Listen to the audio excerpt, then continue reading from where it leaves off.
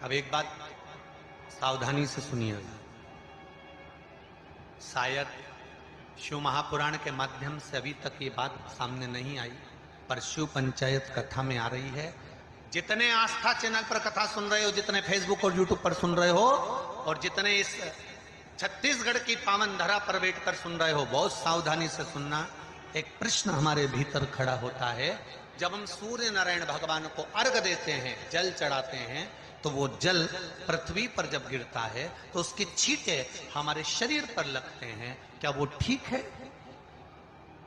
क्या वो श्रेष्ठ है? तो शिव महापुराण की कथा कहती है, जब हम सूर्य को अर्घ देते हैं, सूर्य को जल चढ़ाते हैं, वो पानी जब पृथ्वी पर गिरता है, उसके छींटे हमारे शरीर पर लगते हैं, तो वो श्रेष्ठता का भाव निर्मित करते हैं। वो गलत नहीं हो सकता। कारण अब वो भी समझ लीजिए।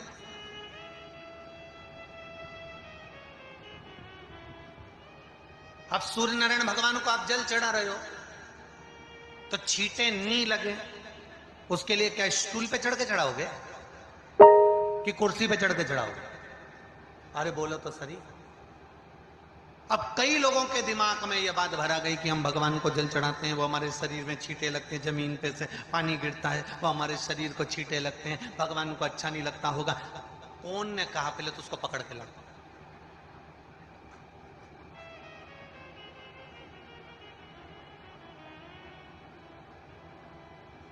क्योंकि मेरे राम जी महाराज, मेरे भगवान कृष्ण, बड़े बड़े संत, साधु, सन्यासी, तपस्वी, साधक, उपासक जितने भी हुए, जिन्होंने सूर्य की आराधना करी, इन्होंने टेबल पे चढ़कर या कुर्सी पे चढ़कर जल नहीं चढ़ाया, इन्होंने पृथ्वी पर खड़े होकर ही, क्योंकि पृथ्वी तत्व के देव हैं शिव।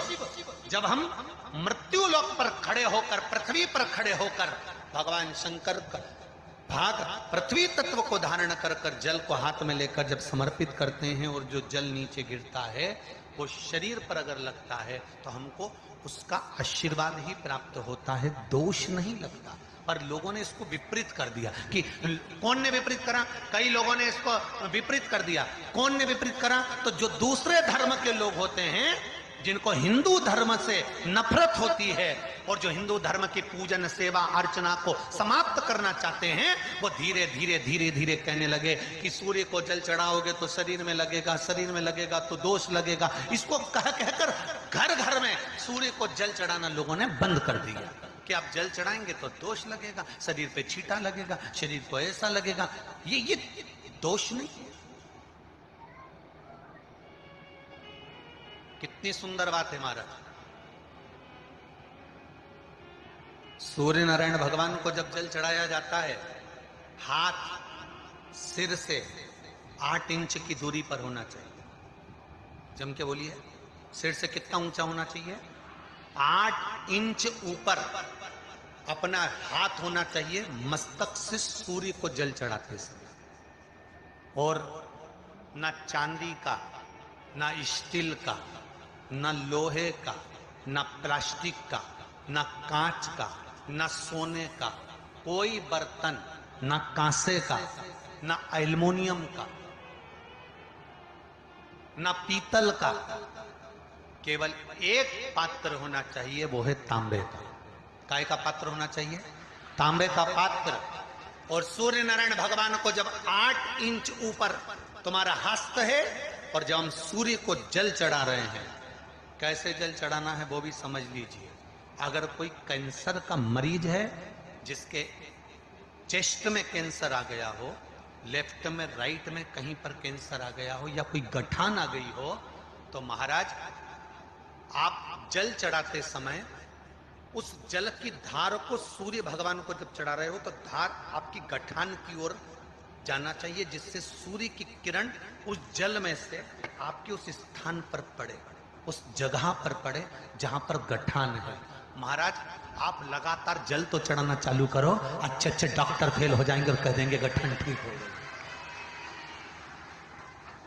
आपका लीवर और किडनी गड़बड़ कर रहा है, आप प्रतिदिन, आपका स्वास्थ्य गड़बड़ रहता है, आप प्रतिदिन ये ज्योतिष शास्त्र के अंतर्गत, रत्न शास्त्र के अंतर्गत ये रत्न शास्त्र, ज्योतिष शास्त्र, रंग शास्त्र जो हमारे यहाँ है, रंगों के हिसाब से ये जितने रत्न होते हैं, माणिक हुआ, मोती हुआ, नीलम हुआ, मूंगा हुआ, पुखराज हुआ, ये क्यों कहते हैं ये पीला है, ये सफेद है, ये नीला है, ये लाल है, इसको शरीर में क्यों पहनाते हैं? उसका कारण होता है कि जब शरीर में पहनते हैं, सूर्य की किरण उसमें पड़ती है, हमारे शरीर पर वो कलर का इफेक्ट पड़ता है, उस कलर को शरीर पर लगता है, और शरीर पर लगता है तो हमारा शरीर धीरे धीरे, हमारी जो इंद्रियां हैं वो सही होने लगती हैं, काम सही होने लगता है। तो आप कहते हो ना सब, मैं कौन सा नक पहनूं, मैं कौन सा मोती पहनूं, मैं कौन सा पुखराज पहनूं, मैं कौन सा नीलम पहनूं, वो ज्योतिष शास्त्र के अंतर्गत, रत्न शास्त्र के अंतर्गत जितने रत्न हम पहनते हैं, ये केवल उस किरण के लिए ही तो पहनते हैं कि जो सूर्य की किरण मिले,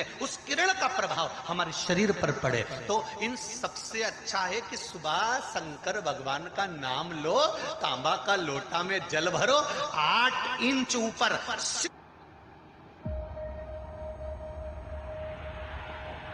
It all started from here. सिर से हाथ होना चाहिए, और सूर्य नारायण भगवान का दर्शन साधारण नहीं, जो जल तुम चढ़ा रहे हो, वो जल की जो धार आ रही है उसमें सूर्य का दर्शन होना चाहिए, तो कैंसर की बीमारी कभी नहीं हो सकती।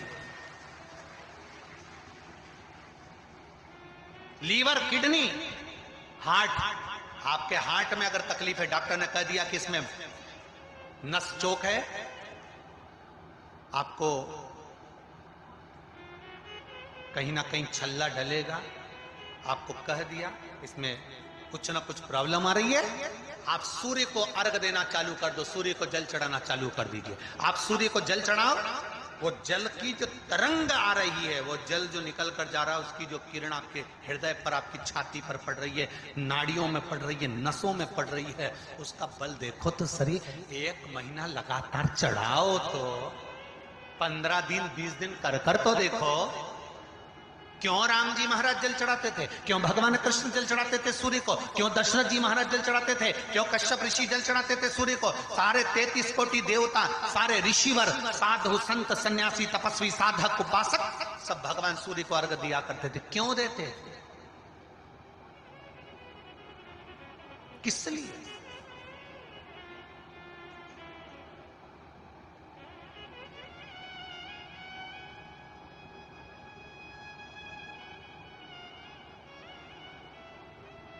सूर्य नारायण भगवान को जल चढ़ाते समय आपके पंजों की एड़ी ऊंची नहीं होना चाहिए, ध्यान दीजिएगा। आपका पंजा पांव का पूरा की पूरा जमा होना चाहिए भूमि पर। हाथ कितने इंच ऊपर? 8 इंच ऊपर होना चाहिए। जल जो गिरे, सूर्य की किरण, सूर्य का दर्शन उस जल की रोशनी में करना चाहिए। क्या होगा उससे? जिस बच्चे को आंख में चश्मा लगा हो, मोटे से मोटा चश्मा लगा हो, छूट नहीं रहा हो, तो थोड़े दिन उसको सूर्य का अर्घ चढ़वाना चालू कर दो, और जल में से सूर्य का दर्शन कराना चालू कर दो। सूर्य का दर्शन जल में से 2 महीना 2.5 महीना बहुत है, आंख की रोशनी बढ़ जाएगी, चश्मा हट जाएगा। आप कर देखिए। अब एक प्रश्न और खड़ा होता सूर्य को अर्घ देने। गुरुजी, पंचदेव पंचायत में सूर्य नारायण भगवान शंकर की पंचायत में हैं। सूर्य नारायण को हम फ्लैट में रहते हैं, हम फ्लैट के अंदर रहते हैं, तो हम फ्लैट में रहते हैं, हमारे यहाँ अगर छज्जा नहीं है, हमारे यहाँ जगह नहीं है, तो हम सूर्य को अर्घ कैसे दें? तो महाराज खिड़की तो होगी, अगर घर में फ्लैट में पानी ढुलेगा और आप लोग नहीं समेट सकते तो एक बाल्टी रख लो, एक पात्र रख लो, पर सूर्य नारायण भगवान को अर्घ देकर रोशनी शरीर पर पड़ना चाहिए। जिंदगी में कभी कोई ऐसी ही जानकारियाँ प्राप्त करने के लिए इस चैनल को लाइक, शेयर और सब्सक्राइब जरूर करें। ओम शिवाय नमस्तुभ्यम।